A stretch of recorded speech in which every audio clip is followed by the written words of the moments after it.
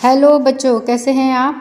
आज हम दीपकम कक्षा 6 विषय संस्कृत पाठ 1 जिसका नाम है वयम वर्णमालाम पठामहे। तो इसके सभी प्रश्न उत्तरों को देखते हैं। वयम अभ्यासम कुर्महे, यानी कि अब हम सब अभ्यास करते हैं। प्रश्न 1 है कि कस्य चित्रम वदंतु लिखंतु च। कस्य चित्रम, किसका चित्र है, वदंतु बोलिए और लिखिए। तो सामने देखिए ये चित्र दिख रहा है, तो हमें ये बताना है कि ये किसका चित्र है। तो ये हमें क्या दिख रहा है कि ये गणेश का चित्र है। ये सामने दिख रहा है कि ये किसका चित्र है, तो ये रिक्त स्थान दिया हुआ है, इसको यहाँ पे हमें भरना है। तो उत्तर देखते हैं इनका। उत्तर में क्या है, देखिए ये हमें गणेश जी का चित्र दिख रहा है, तो क्या लिखेंगे, गणेश है। यह हमें नाक का चित्र दिख रहा है, संस्कृत में कैसे लिखेंगे, नासिका। उसी प्रकार देखिए यहाँ पे हमें किसका चित्र दिख रहा है, कबूतर का, तो इसको हमें रिक्त स्थान में भरना है, यहाँ पे हमें रिक्त स्थान में भरना है। तो इनका उत्तर देखते हैं। तो देखिए ये क्या है, कपोत है। कपोत है यानी कबूतर। और यह किसका चित्र था, यह भारतवर्ष का चित्र था, तो भारतवर्षम।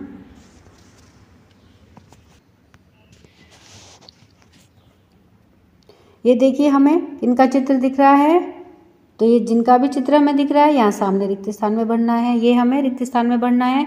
तो इसका उत्तर क्या है, श्री राम है। तो इस रिक्त स्थान में क्या आएगा, श्री राम है। यह श्री राम का चित्र है। और यह किसका चित्र है, डमरू का, तो क्या बोलेंगे, डमरू। फिर ये चित्र जो दिख रहा है इसके सामने हमें भरना है, इधर ये सामने भरना है। तो हमें किसका चित्र दिख रहा है, हिरण का। और हिरण को क्या कहते हैं संस्कृत में, मृग है। तो मृग का हो गया ये चित्र। ये क्या दिख रही है हमें, चम्मच, तो चम्मच को क्या कहते हैं, चमस है।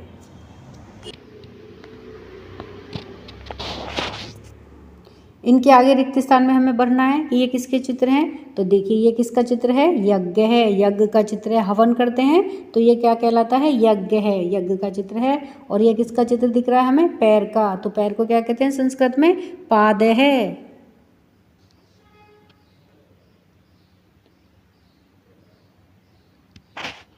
प्रश्न 2 है कि चित्रम पश्यन्तु, चित्र को देखिए, पट्टिकातः समुचितान वर्ण समूहान चित्वा रिक्त स्थानानि पूरयन्तु। तो इस पट्टिका में से समुचित वर्ण समूह को चुन करके रिक्त स्थानों में पूरिए, रिक्त स्थानों में भरिए। तो देखिए यह एक पट्टिका दी हुई है जिसमें वर्णों का समूह दिया गया है। ये सारे वर्णों का समूह है। इनको हमें जो रिक्त स्थान दिए गए हैं, देखिए ये रिक्त स्थान है, तो यहाँ पे हमें इनको भरना है। जो उचित वर्ण का समूह है उसे इन रिक्त स्थानों में हमें भरना है।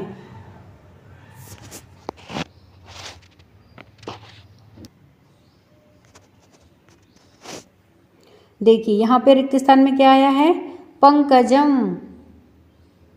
फिर है, ये क्या दिख रहा है हमें, चंद्रमा, तो चंद्रमा के लिए क्या भरा है, चंद्र है, अंद्र है ये।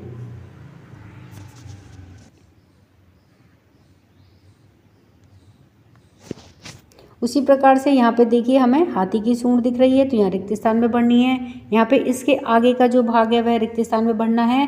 तो सूंड को क्या बोलते हैं, सुंड है। और ये क्या है, वृक्ष है, तो वृक्ष का व्र तो दे रखा है और ये छ है, तो वृक्ष है।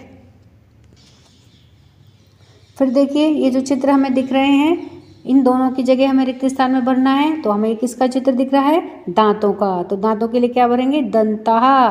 तो ये द तो दिया हुआ है और हरे रंग से जो भरा हुआ है वह हमने पट्टिका में से छांट करके भरा है, तो क्या बन गया, ये दंता। और ये चंचूहू यानी कि चोंच। अब देखिए इसमें आगे रिक्त स्थान दे रखा है, यानी कि इसमें पहले भरा जाएगा और इसमें यहाँ रिक्त स्थान में भरना है। तो ये क्या दिख रहा है हमें, त्रिशूल दिख रहा है, तो इसमें त्रि लगा दिया आगे, तो क्या बन गया, त्रिशूलम। और यह क्या है, ये अष्ट यानी 8। अब देखिए ये चित्र दे रखा है, इसके आगे ये 2 रिक्त स्थान दे रखे हैं। उसमें उत्तर में क्या आएगा, ये हमें किसका चित्र दिख रहा है, डमरू का। तो डमरू को और क्या कहते हैं, ढक्का। तो ढ तो लिखा हुआ है और इसका आधे का आधा भाग क्या है, कक्का, तो ढक्का। और ये है शंख का चित्र हमें दिख रहा है, तो श तो लिखा हुआ है और बाकी का शंख। तो इस तरह से ये पूरा शब्द बन गया शंख। प्रश्न 3, प्रथम वर्णेन पदम वदंतु लिखंतु च। प्रथम वर्ण के पद को बोलिए और लिखिए। जैसे यहाँ पे प्रथम वर्ण दे रखा है अ, तो अ से क्या बनाया है अग्नि और अस्त्रम। इसी प्रकार यहाँ पे दे रखा है न, यानी कि ये पहला वर्ण है न, तो नदी और नौका। तो इसी प्रकार से हमें पहले वर्ण से और भी पद बनाने हैं। तो उत्तर देखते हैं। देखिए अब है प्रथम वर्ण है कै, तो कैसे क्या बना है कंठ है और कंदुक है यानी गेंद। फिर प्रथम वर्ण क्या है च है, तो च से क्या बनाया है चंद्र है और चंचू। फिर पै है, तो पै से क्या बनाया है पंकजम और पत्रम। यानी कि इस पत्रम का पहला वर्ण क्या है पे, पंकजम का पे। अब है रै से, तो रूप है और रचित है, तो इनका प्रथम वर्ण क्या है रै। फिर है मैं से मत्स्य और मंत्र है, तो इनका पहला वर्ण क्या है मैं। फिर है से, तो हंस है और हस्त है। फिर तै से तड़ाग है और तरुहु है। फिर वैसे है कि वर है और वधूहु।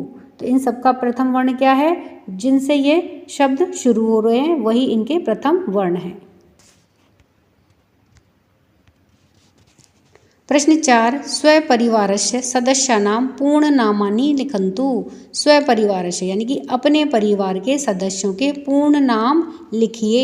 यानी कि आपके परिवार में जितने भी सदस्य हैं आपको उनके पूरे नाम लिखने हैं। तो पूरे नाम में जैसे आपकी माता जी हैं तो उपाधि उनकी क्या है श्रीमती, उनका प्रथम नाम यानी कि जो भी उनका नाम है। फिर उनके मध्य नाम यानी कि वो जो भी लगाती हैं देवी कुमारी, तो वह उनका मध्य नाम हो गया। और अंत में नाम क्या आएगा कुल नाम, जैसे कि वो गुप्ता हैं सिंगल हैं जो भी वो लगाती हों पीछे, तो आपको उनके नाम के पीछे ये उनका अंत नाम है या कुल नाम है। उसी प्रकार से आपको पिता के लिए लिखना है, उसी तरह से भगिनी बहन के लिए, भ्राता भाई के लिए पितामही यानी कि आपकी दादी के का नाम और उनका मध्य नाम और उनका अंत नाम। पितामह पितामही मातामही यानी कि आपकी नानी, और मातामह यानी कि आपके नाना जी का प्रथम नाम मध्य नाम और अंत नाम आपको लिखना है। देखिए इसमें उत्तर करके दिया है, लेकिन आपके परिवार के जो सदस्य हैं उनकी इसी तरह से टेबल बना करके उनका प्रथम नाम मध्य नाम और उनका जो कुल नाम है या उनका जो अंत नाम है वह इसी प्रकार से आप लिखेंगे। जैसे मम्मी का नाम यहाँ पे लिखा है, माता का नाम, उनकी उपाधि क्या होती है श्रीमती। तो प्रथम नाम क्या है, जैसे उनका जो भी नाम है तो वह उनका हो गया उनका प्रथम नाम। फिर मध्य नाम जैसे राधा रानी, तो यह उनका हो गया मध्य नाम। और अंत नाम या कुल नाम क्या है, जैसे गुप्ता है तो गुप्ता, या किसी का शर्मा है तो वो यहाँ पे शर्मा लिख सकता है। तो इसके अलावा जो भी आपका पीछे का सरनेम है वह आप यहाँ पे लिख सकते हैं। फिर आपके पापा का नाम जैसे यहाँ पे लिखा है मुरारी। अब मध्य नाम अगर नहीं है तो फिर आपको छोड़ना पड़ेगा, लेकिन अगर कोई लगाते हैं जैसे कोई कुमार हैं या लाल हैं तो इस तरह से आपको यहाँ बीच में मध्य नाम लगाना पड़ेगा। और अंत नाम में जैसे कि मैंने गुप्ता लिखा है, लेकिन आप जो भी हैं वह आप यहाँ पे आपके पिताजी जो भी लगाते हैं पीछे तो वह आप उनके अंत नाम के बाद में लगा सकते हैं। फिर बहन जैसे यहाँ पे मैंने लिखा है सरिता, मध्य नाम में आप जो भी लगाती हैं वो लिख सकते हैं और अंत नाम भी इसी प्रकार से लिख सकते हैं। भाई में जैसे मैंने नाम लिखा है नंदन, अब आपके जो भी भाई का नाम है वह आप यहाँ पे लिख सकते हैं। मध्य नाम राम है और अंत नाम गुप्ता है, तो नंदन राम गुप्ता। इसी प्रकार दादी है तो दादी का नाम जैसे है गुलाबी, मध्य नाम में वो देवी लगाती हैं और अंत नाम में मान लो कुछ भी नहीं लगाती हैं तो आप इसको खाली छोड़ सकते हैं, नहीं तो गुप्ता लगा सकते हैं, नहीं तो आपका जो भी सरनेम है वह आप यहाँ पे आपकी दादी जो लगाती हैं वह आप यहाँ लिख सकते हैं। दादा हैं तो उसी प्रकार से आपको आपके दादाजी का नाम लिखना है, तो उनकी उपाधि क्या कहलाएगी श्रीमान, और उनको क्या कहते हैं संस्कृत में पितामह। दादी का कहलाती है पितामही। पितामही यानी कि पिता की माताजी, तो वो दादी हो गई। पितामह यानी कि पिताजी के भी पिताजी, तो वो दादाजी हो गए। तो जैसे यहाँ पे कर बताया है कि बनवारी, तो दादाजी का नाम में लिख दिया बनवारी। मध्य नाम है उनका लाल और अंत नाम है उनका गुप्ता। तो इसी प्रकार से आप भी आपके दादाजी का जो भी नाम प्रथम नाम है, उनका मध्य नाम है और अंत नाम है, आपने जो टेबल बनाई है उसमें लिख सकते हैं। मातामही, मातामही यानी कि मम्मी की मम्मी, तो वो क्या कहलाती है हमारी नानी। तो नानी में उनकी उपाधि क्या होती है, श्रीमती, और जैसे उनका नाम है उगंती। मध्य नाम हो गया देवी, और यहाँ पे वो जो भी लगाती हैं वो आप यहाँ पे लिख सकते हैं। उसी प्रकार है माता मह यानी कि माता के पिताजी, तो वो क्या कहलाते हैं हमारे नाना। तो नाना में उपाधि क्या है, श्रीमान लगाते हैं। उनका प्रथम नाम क्या हो गया, जैसे कि श्यामा, मध्य नाम में प्रसाद और अंत नाम में गुप्ता। तो इस प्रकार से आप अपने परिवार के सदस्यों की एक इसी प्रकार से टेबल बना करके उनके प्रथम नाम, मध्य नाम और अंत नाम को लिख सकते हैं।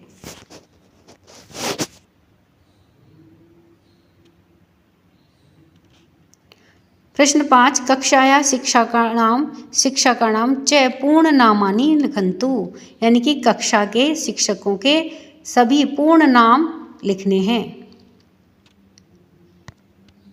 अब देखिए यहाँ पे उनकी जो उपाधि है यानी कि श्रीमान है, अगर वो पुरुष हैं तो श्रीमान, और अगर वो महिला हैं तो श्रीमती, और अगर वो शादीशुदा नहीं है तो सुश्री।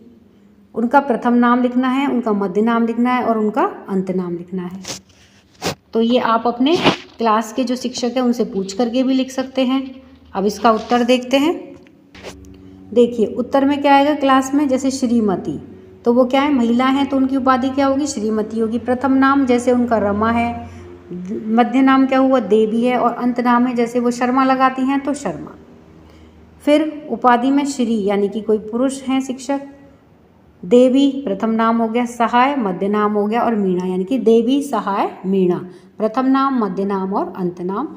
फिर है श्रीमती, अब है कोई दूसरी शिक्षिका हैं ये, तो पायल प्रथम नाम हो गया, और अगर ये मध्य नाम नहीं लगाती हैं तो हमने इस तरह से छोड़ना पड़ेगा। और अंत नाम में है जांगिड़, यानी कि इनके कुल का नाम क्या है, जांगिड़, यानी कि पायल जांगिड़। तो इस तरह से आपके जो भी शिक्षकों का नाम है वह बच्चों आप इस टेबल की मदद से लिख सकते हैं। फिर है श्री, प्रथम नाम राम, मध्य नाम सिंह और वर्मा, ये उनका अंत नाम है, तो ये किसी शिक्षक का नाम हो सकता है। फिर है श्रीमती, उपाधि में क्या आएगा, श्रीमती, यानी कि कोई ये महिला शिक्षक हैं। फिर उनका प्रथम नाम क्या है, मोनिका, मध्य नाम क्या है, सिंह है, और अगर उनका अंत नाम नहीं है, कुछ वो नहीं लगाती है मान लो, तो हम इसको खाली छोड़ सकते हैं। तो इस तरह से शिक्षकों के प्रथम नाम, मध्य नाम और अंत नाम हम इस टेबल की मदद से लिख सकते हैं।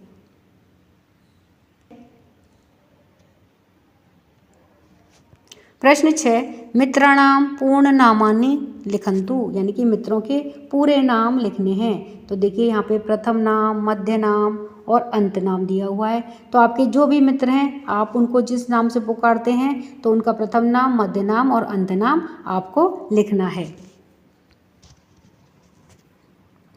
उत्तर में है जैसे कि वैभव है, मान लीजिए आपके मित्र का नाम वैभव है, वो मध्य में क्या लगाता है, मान लीजिए वैभव कुमार, अंत में नाम लगाता है जैसे गुप्ता, मीणा, कुछ भी आप जो भी आपका मित्र लगाता है तो वो आप उसके अंत नाम में लिख सकते हैं। इसी प्रकार से जैसे एक किसी मित्र का नाम है मोहित, उसका मध्य नाम क्या है तो आप लिख सकते हैं, उसका अंत नाम क्या है, तो यह आप इस सारणी की मदद से लिख सकते हैं। एक है मित्र नवतिका, इसका मध्य नाम क्या है और इसका अंत नाम क्या है। तो आपके जो भी मित्र हैं आप आपके हिसाब से अपने मित्रों के प्रथम नाम, मध्य नाम और अंत नाम लिख सकते हैं।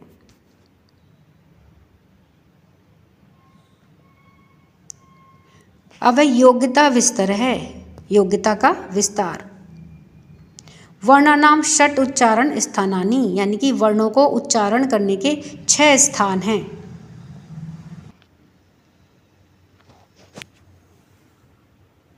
वर्णानाम षट उच्चारणम स्थानानि, यानी कि वर्णों को उच्चारण करने के 6 स्थान हैं।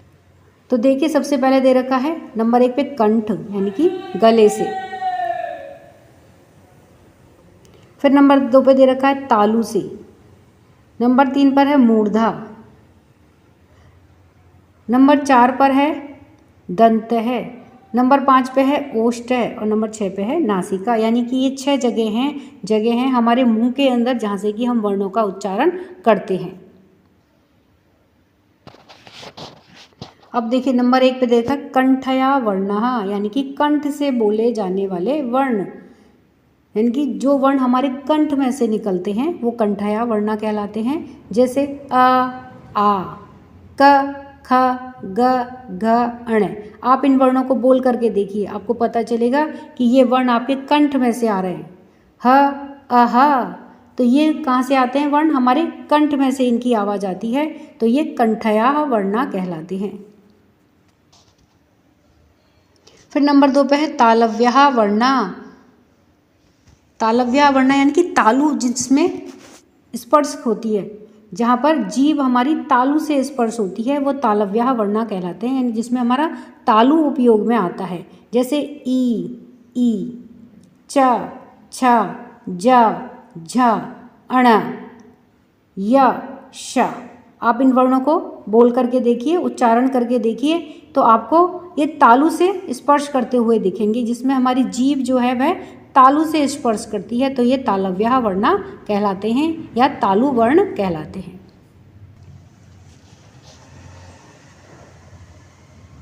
अब नंबर 3 पर है मूर्धन्य वर्ण, यानी कि मूर्धा वर्ण। तो देखिए ये हमारे तालु से थोड़ा आगे इसमें जीभ स्पर्श होती है। जैसे ये वर्ण कौन कौन से हैं?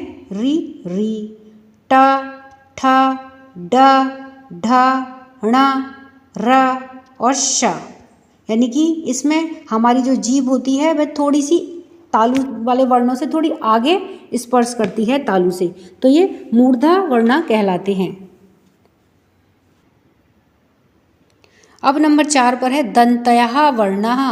दंतः वर्ण यानी कि जिसमें दांत से स्पर्श करती है जीभ, तो वह दंतः वर्ण कहलाते हैं। तो ये कौन कौन से वर्ण होते हैं? जैसे रि, ट, थ, द, ध, न और ल और स। आप इन वर्णों को उच्चारण करके देखिए, तो आपकी जो जीभ है वह दांतों के पिछले भाग से स्पर्श करती हुई आपको महसूस होती है। तो ये क्या है? ये दंतः वर्ण कहलाते हैं, क्योंकि इसमें हमारी जीभ दांतों के पिछले हिस्से से स्पर्श करती है। अब है ओष्ठया वर्णः। ओष्ठया यानी कि होठ वाले वर्ण, जिनमें होठों का प्रयोग होता है, वह ओष्ठया वर्ण कहलाते हैं। तो ये वर्ण कौन कौन से हैं? उ और ऊ। फिर है प, फ, ब, भ, म। आप इन वर्णों का उच्चारण करके देखिए, आपके होठ से स्पर्श करते हुए ये वर्ण बाहर निकलते हैं, यानी कि इनकी ध्वनि हमारे मुंह से बाहर निकलेगी तो इसमें हमारे होठों का उपयोग होता है, इसलिए इनको ओष्ठया वर्ण कहलाते हैं, क्योंकि इसमें होठों का प्रयोग होता है। अब नंबर 6 पे है नासिक्यः वर्ण है। नासिक्यः वर्ण यानी कि नासिका से बोले जाने वाले वर्ण, यानी कि जिनमें हमारी नाक से ध्वनि निकलती है, तो वे नासिका वाले वर्ण कहलाते हैं। जैसे अंग, तो आप बोल करके देखिए, इसका उच्चारण करके देखिए, अंग, तो इसकी ध्वनि हमारे नाक में से होती निकल रही है, तो ये कैसे वर्ण कहलाते हैं? नासिक्यः वर्ण या नासिका वर्ण। द्विस्थानीय वर्णानाम उच्चारण स्थानानि, यानी कि 2 स्थानों से वर्णों के उच्चारण का स्थान, यानी कि 2 जगह से वर्णों का उच्चारण होता है। तो जैसे कंठ और तालव्य वर्ण, यानी कि कंठ और तालव्य यानी कि कंठ से भी हो और तालु का भी प्रयोग हो, तो वो वर्ण कौन से हैं? तो कंठ प्लस तालु, यानी कि जिसमें देखिए ये तो कंठ दे रखा है और ये तालु दे रखा है और ये कंठ दे रखा है, यानी कि गला। तो कंठ और तालु से जो वर्ण निकलते हैं वो कंठ तालव्य वर्ण हैं। तो वो कौन कौन से हैं? ए और ऐ। क्या है? ए और ऐ। तो ए कैसे बन रहा है? ए तो बन रहा है अ प्लस ई, क्या बन रहा है? ए। और ए, अ प्लस ए मिलकर के क्या बन रहा है? ऐ। इसी प्रकार के कंठोष्ठयो वर्णा, यानी कि कंठ और ओष्ठ मिलकर के क्या बनाते हैं? कंठोष्ठयो वर्णा। ओष्ठ यानी होठ हो गए, देखिए ये बिल्कुल आगे, और कंठ यानी कि गले से, तो इसमें कंठ और गला था। पहले में क्या था? कंठ और तालु का प्रयोग था, तो इसमें कंठ और गला मिलकर के कंठ ओष्ठयो वर्ण हो गए। तो ये कौन कौन से वर्ण हैं? ओ और औ। तो देखिए ओ और औ। तो ओ कैसे बना है? अ प्लस उ यानी कि ओ। और औ कैसे बना है? अ प्लस ओ मिलकर के औ बना है। तो ओ और औ क्या है? कंठोष्ठयो वर्णा, यानी कि इसमें हमारे गले का कंठ और ओष्ठ दो भाग काम में आए हैं। अब है स्वस्थानेन सह नासिक्यः वर्णः। स्वस्थानेन यानी कि अपने स्थान के साथ में नासिक्या वर्णः, नासिक वाले नाक वाले वर्णों का भी प्रयोग हो तो वो कौन से वर्ण हैं? यानी कि स्वस्थानेन यानी कि अपने स्थान के साथ साथ में नाक का भी, नासिक वाले भी हों। तो जैसे पहला है कि तालु प्लस नासिका, जिसमें तालु का भी प्रयोग हो और नासिका का भी हो, नाक का भी हो। जैसे अणे, तो देखिए अणे, आप इसको बोल के देखिए, इसका उच्चारण करके देखिए, तो इसमें तालु और नासिका से आवाज़ आती है, तो ये तालु प्लस नासिका हुआ। फिर है कंठ प्लस नासिका, यानी कि कंठ का, हमारे गले का और नासिका का प्रयोग भी हो इसमें। तो यह क्या है? अणे। आप बोल करके देखिए उसको, अणे। तो ये क्या हुआ? कंठ प्लस नासिका हुआ। फिर स्वस्थाना प्लस नासिका, दंत है प्लस नासिका, यानी कि दांत का और नाक का प्रयोग हो। न, आप बोल के देखिए, न। तो इसकी आवाज़ हमारे नाक में से निकल रही है, तो ये नासिका का हो गया। और ये हमारे दांत को पीछे से स्पर्श कर रहा है, तो इसलिए दंत प्लस नासिका, तो दंत नासिका हो गया। यानी कि दो दो स्थानों से ये इनकी ध्वनि निकल रही है। तो ये वर्ण वो वर्ण है जो दो स्थानों से हमारे मुंह से इनकी आवाज़ निकलती है। तो दंत है प्लस नासिका में कौन सा है? न। फिर है ओष्ठ प्लस नासिका, यानी कि हमारे होठों का भी प्रयोग हो और नासिका का भी प्रयोग हो, तो वह वर्ण कौन सा है? मैं। आप देखिए होठ इसमें बंद हो जाते हैं, मैं जब हम बोलते हैं तो नासिका से तो ध्वनि निकल रही है मैं, और ओष्ठ इसमें प्रयोग आ रहे हैं। तो ये कैसा वर्ण है? ओष्ठ प्लस नासिका।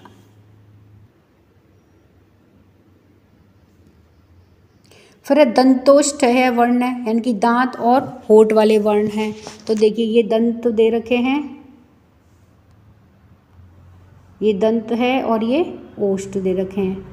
तो इसमें जैसे वह होता है वह, तो वह क्या है? ये दंत और ओष्ठ के दोनों के प्रयोग से ही इसकी ध्वनि निकलती है। तो वह का जब हम उच्चारण करते हैं तो इसमें हमारे होठ भी काम आते हैं और दंत से भी स्पर्श होता है। वह सर्वेषाम एक स्थानीय वर्णानाम उच्चारण स्थानानि, यानी कि सभी वर्णों का एक स्थान से ही उच्चारण करने का स्थान कौन सा है? जैसे नासिक्यः, अगर नासिक से अगर बोलेंगे तो उसके लिए क्या है? अंग जब बोलेगा तो वो केवल नासिक से ही बोलेगा।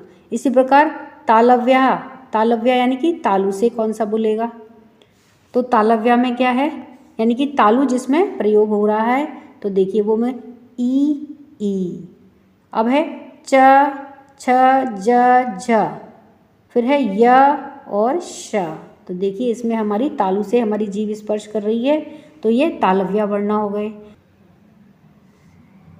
तो अब देखिए नंबर 1 पे दे रखा है कंठया वर्ण। तो कंठ यानी कि जो कंठ जिसमें प्रयोग में आ रहा है, तो वो कंठया वर्ण हो गए। तो वो कौन कौन से हैं?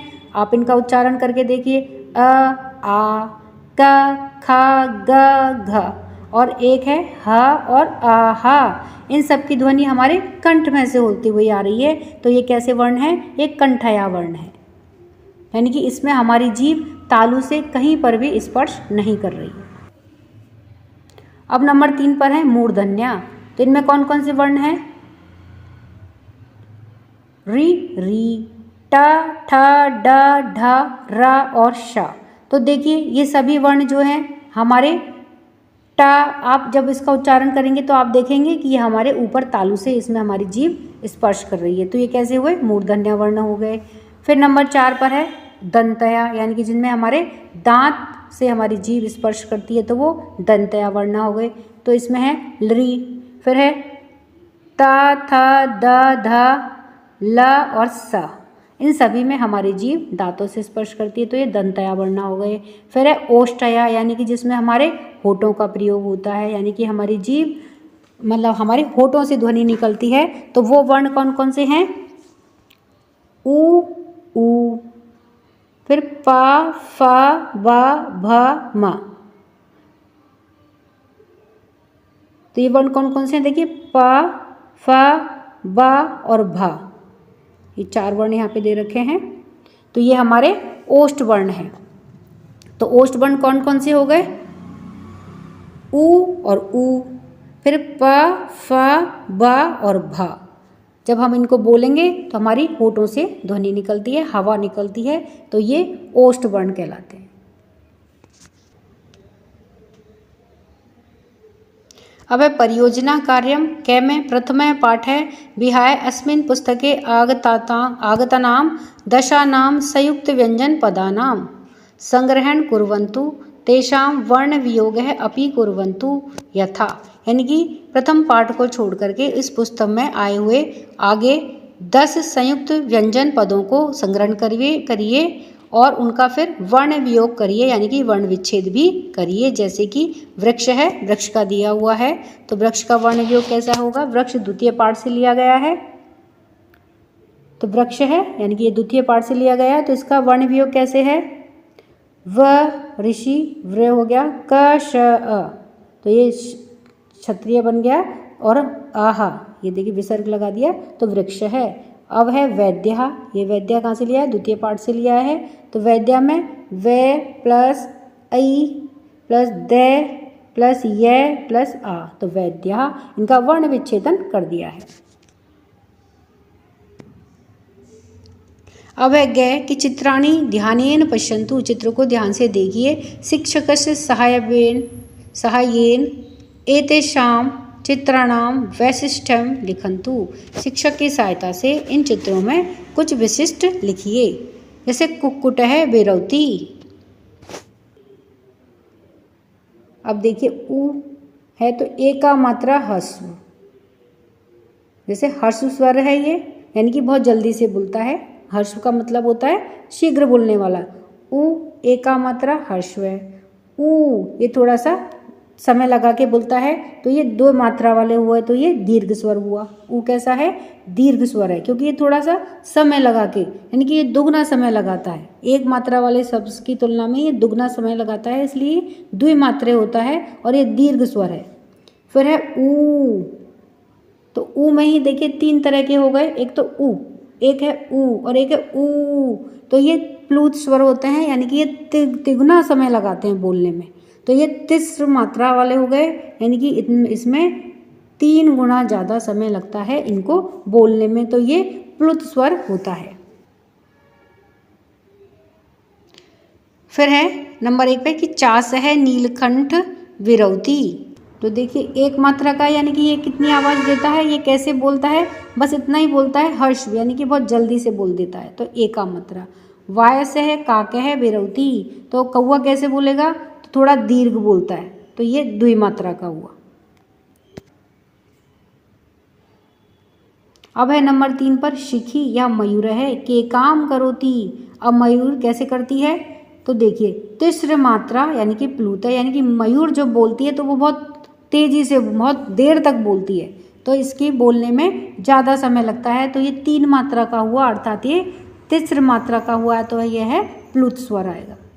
फिर है नकुल है ध्यानवती, तो इसमें क्या अर्ध मात्रा या अर्ध मात्रकम, यानी कि ये बहुत जल्दी से बोल लेता है, बहुत जल्दी, तो इसमें अर्ध मात्रा ही लगती है बहुत कम समय में, तो अर्ध मात्रा का अर्ध मात्रकम।